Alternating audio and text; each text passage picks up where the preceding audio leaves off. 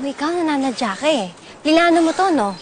Talaga pinapunta mo si Agatha dito para lilipat ka na ng kwarto. Babe, hindi. Maniwala ka. Hindi ko alam na nandito siya ngayon. Kung alam ko na nandito siya, hindi tayo dito pupunta. Alam mo, sira na ang weekend ko. Gusto ko nang umuwi. Wow! Huwag naman ganun. Tingnan mo, sayang naman. Ang ganda-ganda ng beach. Sarap-sarap ng tubig sa pool. O, di lumungay ka. Pumunta ka doon. Punta mo si Agatha at lumungay kayo. Kasi ako ayoko. Dahil ayoko mahawa sa kadumihan ng babaeng yan. Hindi nyo naman kailangan magkita. Tingnan mo, ang laki-laki na itong resort. At ako, hindi ako makikipagkita sa kanya. Sayo-sayo lang ako, babe. Bakit kasi nandito pa yung Agatha na yan?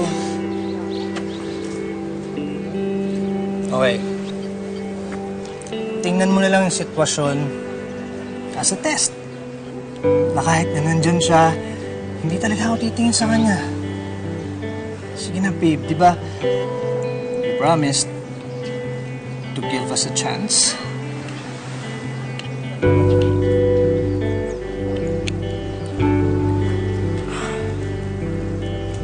Pero kung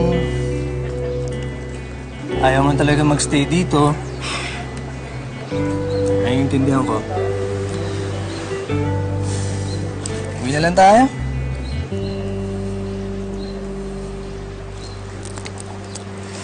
Sayang naman yung mga bago nating bilhin damit. Hindi natin magagamit.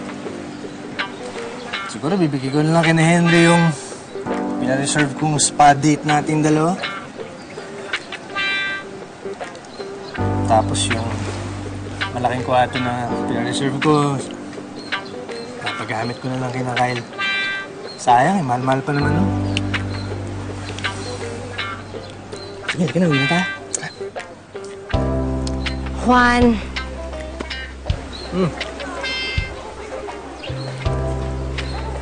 Bakit? Sige na, huwag na tayong umuwi. Sure ka? Oo na. Ikaw lang iniisip ko, ha? Okay na.